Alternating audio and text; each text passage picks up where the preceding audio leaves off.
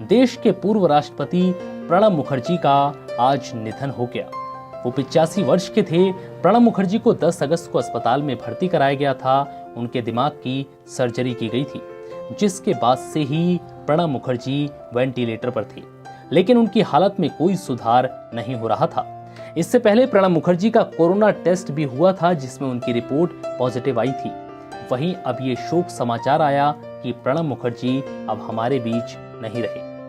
आज इस वीडियो में हम उनके निधन पर आपको उनसे जुड़ी कुछ बड़ी बातें बताएंगे जो आपके लिए जाननी बहुत जरूरी है। प्रणब मुखर्जी का जन्म 11 दिसंबर 1935 को पश्चिम बंगाल के बीरभूम जिले के मिर्ती गांव में हुआ था।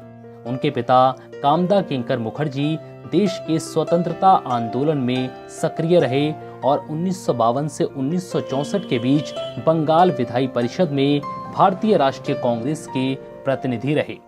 उनकी मां का नाम राजलक्ष्मी मुखर्जी था। प्रणब मुखर्जी का 13 जुलाई 1957 को शुभ्रा मुखर्जी से विवाह हुआ था। उनके 2 बेटे और 1 बेटी हैं। प्रणब मुखर्जी ने वीरभूम जिले के सूरी विद्यासागर कॉलेज से अपनी प्रारंभिक शिक्षा प्राप्त की थी। इसके बाद उन्होंने कलकत्ता विश्वविद्यालय से राजनीति शास्त्र में MA और LLB में स्नातक की डिग्री हासिल की। उन्होंने पहले एक कॉलेज प्रधानाध्यापक के रूप में और बाद में एक पत्रकार के रूप में अपना करियर शुरू किया। प्रणब मुखर्जी का राजनीतिक सफर 1969 में कांग्रेस पार्टी के राज्यसभा सदस्य के रूप में शुरू हुआ था।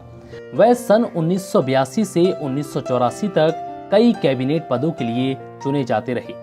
1984 में प्रणब मुखर्जी भारत के वित्त मंत्री बने और 1984 में ही यूरोमनी पत्रिका के एक सर्वेक्षण में वह दुनिया के 5 सर्वोत्तम वित्त मंत्रियों में शामिल थे। प्रणब मुखर्जी इंदिरा गांधी की हत्या के बाद हुए लोकसभा चुनाव के बाद राजीव गांधी की समर्थक मंडली ने उन्हें मंत्रिमंडल में शामिल नहीं होने दिया।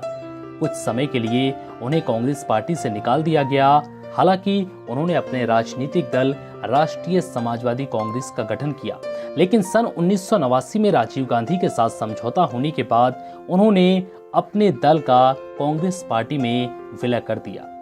PV नरसिम्हा राव ने उन्हें योजना आयोग के उपाध्यक्ष के रूप में और बाद में एक केंद्रीय कैबिनेट मंत्री के तौर पर नियुक्त करने का फैसला किया। उन्होंने राव के मंत्रिमंडल में 1995 से 1996 तक पहली बार विदेश मंत्री के रूप में कार्य किया। 1997 में उन्हें उत्कृष्ट सांसद चुना गया। मनमोहन सिंह की दूसरी सरकार में मुखर्जी भारत के वित्त मंत्री बने। 6 जुलाई 2009 को उन्होंने सरकार का वार्षिक बजट पेश किया। प्रणब मुखर्जी 2012 से 2017 तक भारत के 13वें राष्ट्रपति भी रहे, जिसके बाद अब उनका निधन हो गया। फिलहाल इस वीडियो में इतना ही। नमस्कार।